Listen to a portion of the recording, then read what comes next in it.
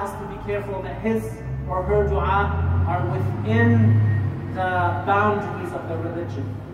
Some people say, Allah, please make everyone go to Jannah and no one go to Nar. This dua, it sounds very nice, it sounds attractive, but it's against the religion, because we know that Allah created Jannah and He made people for Jannah.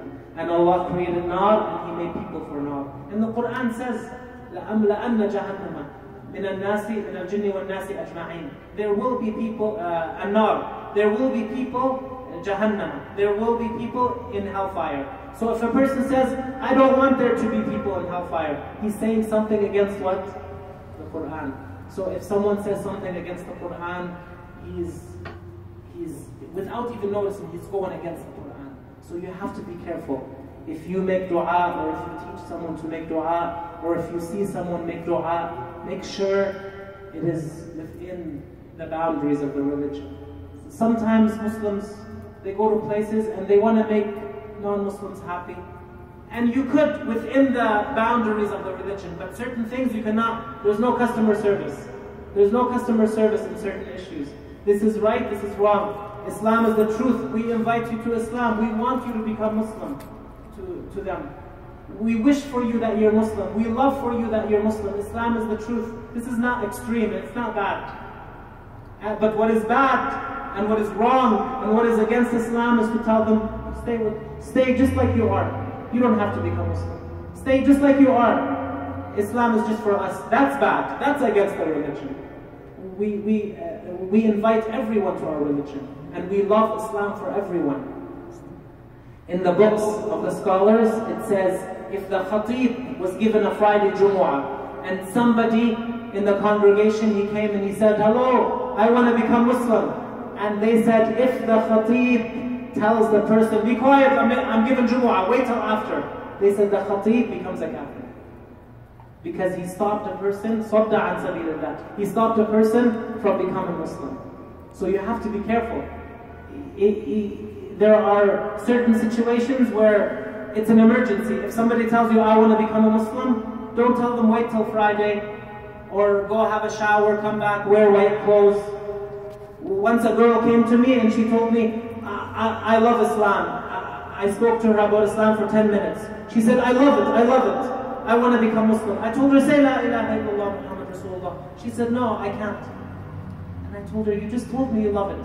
She said, I went down the road and the guy in the mosque, he told me, no, you have your menstrual period, you cannot become a Muslim. A'udhu billah. If a woman has her menstrual period, she can die. Death comes to anyone. Young, old, in whatever situation you are. So he stopped her from becoming a Muslim. I told her, no, become a Muslim. Take your shahada. Even if you're covered, your whole body is covered in blood or garbage, or you walked out of a sewer, you can say your shahada. You don't have to take a shower first. Take your shahada and then go after it. Take a shower. So you have to be careful, because some people, they don't understand the proper Islamic knowledge, and they think they're doing good, and they end up promoting or helping someone be far away from Islam. If someone was drowning and he said, help me, and you said, hold on, I have to go have lunch. Is that a nice person? Is that a helpful person? No. If you see someone drowning, you better help him if you know how to swim. Or get him a lifeguard to help him. So if someone is drowning in kufr and he says, please help me, I want to become Muslim. You don't tell him, stop, wait till Friday. Don't tell him, think about it. You better think about it. Maybe it's not a good idea. Some people, they even say it's not a good idea.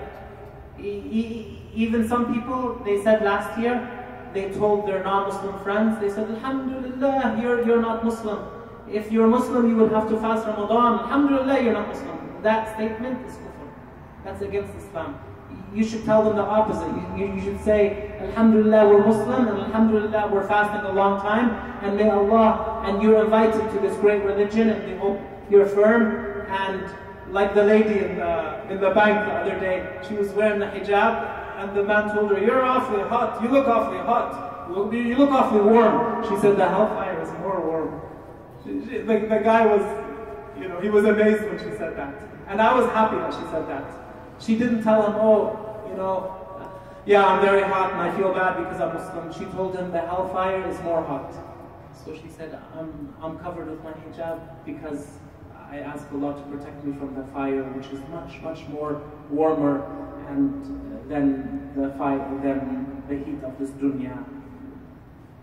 So in the dua, the person cannot make dua for something we know will not happen. Oh, like for example, yeah, but that doesn't mean like here when you say, oh Allah, make if someone says, oh Allah, make everyone go to Al-Jannah and no one go to Al-Nar, that's against Islam to say that dua, because the Quran says some people will go to hellfire. But at the same time, a Muslim, he has to love in his heart for everyone to accept the truth. He cannot wish for anyone kufr. He cannot support anyone to do kufr, or haram, or haram. So a lot of people, they don't learn these judgments. You have some people, they work in like jewelry stores and they sell crosses. Muslims don't believe in crosses. But they think it's okay because it's a business. It's a business. But even in Islam, if it's a cross and you're selling it to a non-Muslim, you're not allowed to do that. Promoting haram is haram, and promoting kufr, wal-iyadhu billah, is kufr. So yeah, one has to be careful. A lot of people think, khalas, my name is Muhammad, my name is Ali, my name is Umar, I have a stamp, I'm Muslim for life. No, it's not like that. Your Islam is like a jewel. You have to make sure you protect it. You have to make sure you don't let anything in your heart against the Quran, anything in your heart against the Hadith, anything in your heart against what the ulama of Ahl Sunnah wal Jama'ah, Nasarahumullah, all agreed upon. We have to be careful, especially in this country, because the Rasul alayhi salatu wasalam, he said in his Hadith, one word, إِنَّ الْعَبْدَ لا يتكلم بالكلمة لا يرى بها بأسا. He may say a word he thinks is harmless. يهوي بها في النار 70 خريفا. That one word may make the person fall out of the religion, make him into a kafir wal-iyadhu billah. So if you think I'm scaring you, you're right, I am scaring you. But I'm not scaring you with something from my pocket. I'm asking myself and you to wake up and to be careful what you let in your hearts, what you let in your minds, what you say with your mouths, what you teach other people, how you represent Islam, how you answer questions to Muslims. These are very important matters. So in the middle of Shaaban, in the Muslim countries, they make this dua. There's a lot of du'as that are made, and inshallah we'll make some dua. But there's a dua that is made that a lot of people misunderstand. And this dua is not from the Rasul alayhi salatu wasalam, and this dua is not from Sayyiduna Umar radiallahu anhu or Abdullah ibn Abbas. It's not from the Rasul or the Sahaba. It's mentioned in some books that it's not even correct. But it's very popular. Sometimes in Muslim countries, certain things become popular. But if it's popular, it doesn't mean it's correct. And then we have the good shaykhs, may Allah bless them, they try to correct.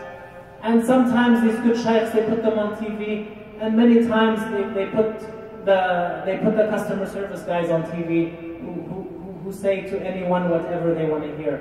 But this religion is not for sale. This religion is not a buffet, pick and choose. Once the president of Tunisia, he told his grand mufti, he told him, tell the Muslims that in Ramadan they should not fast. He said, why? He said, because the farmers, they're not working hard and we're not getting a lot of produce. So he said, tell them that they should not fast. And he told who? The mufti of Tunisia, of Tunis. And then the mufti said, put me on TV. And he put the grand imam on TV, and the grand imam of Tunisia, he said, Allah Ta'ala qal shahr Ramadan. He said the ayah about Ramadan. He said, Rasulullah sallallahu alayhi wa sallam qal. He quoted the hadith of the Rasul alayhi salatu wasalam about fasting Ramadan. And he said, وَرَئِيسُنَا يَقُولْ لَا تَصُومُوا اتبعوا الله اتبعوا كلام الله وكلام الرسول واتركوا كلام الرئيس. he had a lot of guts. He said, follow what Allah says in the Quran, follow what the Rasul said in the Hadith alayhi salatu wasalam, and don't follow what the President said. He went on TV, he had guts, and he said that. Of course, he didn't last for that long, but he said it. He stood and he said it. Because some politicians, they want the person who says what makes everybody happy. And if you read the Quran, even if you're reading the surface, translation in English, you will notice there's no customer service. This is haqq, this is batil, this is true, this is false. So we have to be careful what comes out of our mouth. And we have to learn. And knowledge is not just for kids. A lot of people, they think knowledge is just for kids. The knowledge is for everyone, and especially adults. Especially because the kids, they don't have, on the Day of Judgment, if they die, they go to Jannah. If the little children die, automatically go to Jannah. But us, we're older. Every deed, even if it's a little deed, we may be judged for it. We will be judged for it, whether it's good or bad. فَمَنْ يَعْمَلْ مِثْقَالَ ذَرَّةٍ خَيْرًا يَرَى وَمَنْ يَعْمَلْ مِثْقَالَ ذَرَّةٍ شَرًّا يَرَى. A small atom, a small amount of goodness you may see, you will see on the Day of Judgment, and the same thing, a small amount of badness. So we better watch what we do. Now there's a very important thing about dua. A very important thing. And I'll say this, and inshallah we will make the dua after. The dua, we know that everything is muqaddar. Everything is written. Everything is meant to be. Allah Ta'ala willed for everything to happen. Al-Rasul alayhi salatu wasalam علم بعض بناته أن تقول ما شاء الله كان وما لم يشأ لم يكن.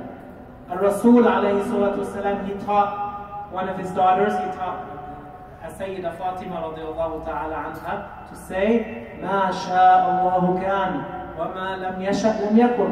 And now all the Muslims in the world, when they hear this, it's normal. They're used to this. They're used to this statement. What does this statement mean? Everything that comes into existence in this dunya and in the hereafter is by the Mashiach, by the eternal will of Allah Ta'ala. وَمَا لَمْ يَشَأْ لَمْ يَكُنْ. And what Allah did not will to be shall not be. So every single thing that happens in this dunya and akhirah by the will of Allah. Some people, they don't like to hear this. If something bad happens, you tell them هذا ما كتب الله, هذا ما شاء الله. يقول لك لا يعني بيكفر بيكذب ما قال الله سبحانه وتعالى. They don't like to hear this because they think that if something bad happens, it's not from Allah. No. One of the usus, one of the foundations of Iman is to believe in Al-Qadr, in predestiny. خَيْرِهِ وَشَرِّهِ حُلْوِهِ وَمُرِّهِ. The sweetness of the Qadr and the bitterness of the Qadr. The good of the Qadr and the evil of the Qadr. Everything is meant to be, everything is as is because Allah willed it to be. Do we know why? We don't know why. We may wonder sometimes, I wonder why this is like this or this is like that. Allahu A'lam. But we know that everything that Allah does, there is hikmah, there is wisdom in what Allah does. And in the Quran, there's an ayah where the non-Muslims, they say, oh Allah, please let us go back to the dunya. Let us go back to the dunya and we will become believers. And we will not do what we did. Just give us another chance. This is after them being where? In the hellfire. And the hellfire is very, very serious. They're in the hellfire and they say, give us another chance. Now, if somebody told me to give them a chance, I may give them a chance or I may not. Why? Because I don't know. I'm a human. If they have a criminal, he killed one person, and then the parole board, they get him and they say, are you going to behave yourself? Are you going to kill anybody? He says, no, I made my mistake. I spent 20 years in jail. Let me out. They said, okay, we'll study that. Then they let him out. If the parole board knew that person would go outside and kill more people, do you think they would let him out? They would not let him out. They would leave him in jail. They would throw the keys in the garbage and leave him inside there because he's doing harm to the community. So in the Quran it says that even if the non-believer comes back to ad-dunya, he would do the same thing that got him into the hellfire. Even after going to the hellfire, he would do the same thing. Do I know that? I don't know that. But the Quran tells us that. And who's the Quran from? From Allah.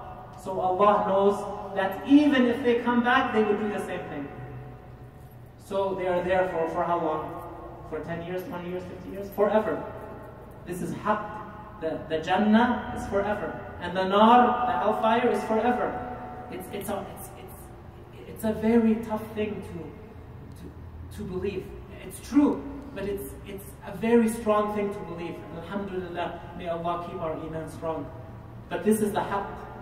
And whoever gets Jannah, this is the mercy of Allah. And whoever gets nar, we say they deserve it. They deserve it. I'm not the one who makes the rules. And the haqq min Allah. The Rasul alayhi salatu wasalam, he told his uncle 1,000 times. It's mentioned in Sahih al-Bukhari. دعا عمه الرسول عليه الصلاة والسلام دعا عمه أبا طالب 1000 مرة قال له قل لا إله إلا الله يا عماه تشهد وادخل في الإسلام. 1,000 times he told him to take a shahada. His uncle, his own uncle, who helped him so much, he wouldn't accept Islam. So in the dua, in some dua that people say, they say, "Oh Allah, if my destiny was to go to hellfire, change it and make me go to heaven." So that's a dua that you cannot make. Why? Because the will of Allah does not change. تقدير الله تعالى لا يتغير. مشيئة الله تعالى لا تتغير. The will of Allah does not change. If Allah willed for someone to go to Jannah, he will go to Jannah. He may live his whole life as a kafir, and before he dies, maybe 5 minutes before he dies, he may take a shahada, and he'll go to Jannah forever. And a person who was willed for nar, he may live his whole life as Muslim, and a few minutes before he dies, he may fall into kufr. That happens. It's happened. They have seen people in hospitals from Muslim families with Muslim names. They say, "Give me the Quran, I don't believe in this." Right before they die, and then they die as kafir. This has happened.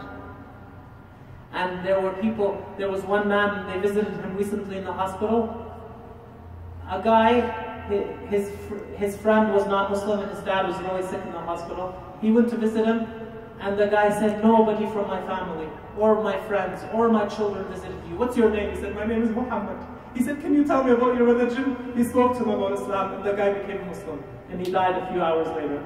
He died a few hours later. Allah willed for him to become a Muslim. So the ulama, what did the ulama say? Some person may say, "Wow, that's amazing."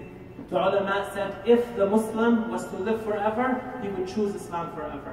And therefore he was rewarded with Jannah forever. And if the kafir was to live forever, he would choose kufr forever, and therefore he was rewarded or given hellfire forever. So this is something we don't see. We don't know. But we're ordered to believe. We're ordered to believe. Some of the grand Sahaba, their own parents, were enemies of Islam. Some they changed. Some they changed. Abu Bakr radiallahu anhu, he had a son. And his son told him, in Badr, one of the battles, he said, Dad, I saw you, but because you're my dad, I didn't want to fight you. And Abu Bakr told him, I didn't see you. Because if I saw you, I would have fought you. Because this is between Islam and Kufr. It's not between father and son. You know, they say blood is thicker than water. We say religion is thicker than blood and water. It's thicker than it all. The bond, al-ukhuwa, ukhuwat al-din, aqwa wa a'zam rabita, أعظم من كل شيء إنما المؤمنون إخوة. The bond of religion is greater than the bond of any other bond. Subhanallah. So when one makes dua, the dua does not change the will of Allah. The will of Allah never changes.